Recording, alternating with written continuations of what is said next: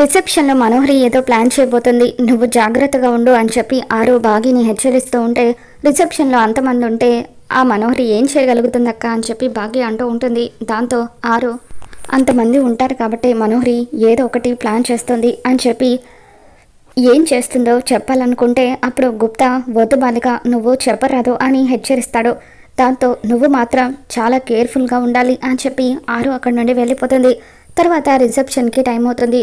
అందరు గెస్టులు కూడా రిసెప్షన్కి వస్తూ ఉంటారు. బాగి రెడీ అవుతూ ఉంటుంది. అమ్మ రెడీ అయ్యి బాగి ఇంకా రాకపోవడంతో ఏంటి బాగి ఇంకా రెడీ అవ్వలేదా అని చెప్పి బాగి దగ్గరికి వస్తాడు. దాంతో బాగి ఈరోజు చీర కుర్చీలు ఎందుకో సెట్ అవ్వట్లేదు అని చెప్పి అంటూ ఉంటే నేను సెట్ చేస్తాను అని చెప్పి అమర్ బాగి చీర కుర్చీలను సెట్ చేస్తాడు. ఆ తర్వాత శారీ బాగుందా అండి, నేను ఎలా ఉన్నానో అందంగా ఉన్నానా అని చెప్పి బాగి అమర్ని అడుగుతూ ఉంటుంది.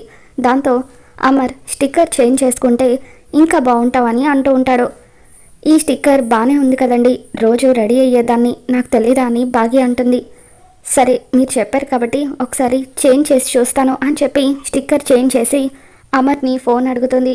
ఇక కెమెరాలో చూసుకొని నిజంగానే మీరు చెప్పినట్టు చాలా బాగా సెట్ అయిందండి అని చెప్పి బాగి అంటూ ఉంటుంది.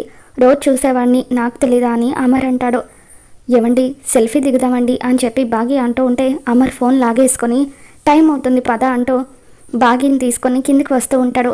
ఇక మనోహరి బాగి అమర్ ఇద్దరు సంతోషంగా ఉండడం చూసి వస్తే బాగి ఈ రోజే నీకు చివరి రోజు, సంతోషంగా ఉండు అని చెప్పి లోపల బాగి గురించి ఎంతగానో కొల్లుకుంటూ ఉంటుంది. బాగి అమర్ ఇద్దరు కూడా కిందికి వస్తారు. కిందికి వచ్చాక ఆరు బాగి కోసం వెతుకుతూ ఉంటే బాగి ఆరు భుజం మీద చేయి వేసి ఎవరి కోసం వెతుకుతున్నారని అంటూ ఉంటుంది.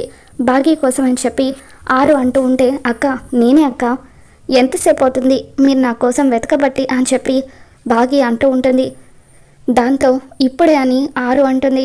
రండక్క మా ఆయనకి మిమ్మల్ని పరిచయం చేస్తాను అని బాగి అంటూ ఉంటే పర్వాలేదులే బాగి, అంటే మా ఆయన తర్వాత ఫంక్షన్కి వస్తారు కదా అప్పుడు ఇద్దరిని కలిపి పరిచయం చేస్తే బాగుంటుంది అని చెప్పి ఆరు అంటుంది. మీరు చెప్పేది కూడా కరెక్టే అక్క, అయినా ఇక్కడి నుంచి చూస్తే ఫంక్షన్ ఏం కనిపిస్తుంది, అక్కడికి వెళ్దాం పదండి అని చెప్పి బాగి అంటూ ఉంటే వద్దులే బాగి, ఇక్కడి నుండి కూడా ఫంక్షన్ బాగానే కనిపిస్తుంది అని చెప్పి ఆరు అంటూ ఉంటుంది.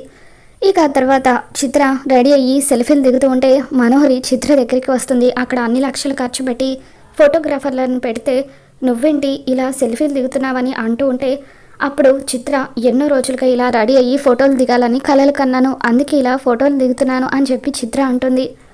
మరో పక్క రాథోడ్ ఎంట్రన్స్ దగ్గర ఎవరైనా సస్పీషియస్గా కనిపిస్తారేమోనని చెక్ చేస్తూ ఉంటాడు. అమర్ రాథోడ్ దగ్గరకు వచ్చి రాథోడ్ ఆ రణవీర్ మనుషులు కానీ పార్టీలోకి ఎంటర్ అవుతారేమో చూడు, ఒకవేళ రణవీర్ పార్టీలో అడుగు పెడితే అంజుని ఇంకెప్పటికీ అతను టచ్ చేయలేడని అతనికి తెలిసేలాగా చేయాలి అని అమర్ రాథోడ్కి చెప్తూ ఉంటే మీరేం కంగారు పడకండి సార్, ఖచ్చితంగా రణవీర్ వచ్చాడో లేదో తెలుసుకుంటాను, రణవీర్ ఫోన్ని కూడా మీరు చెప్పినట్టుగానే ట్యాప్ చేయించాను అని అంటూ ఉంటాడు.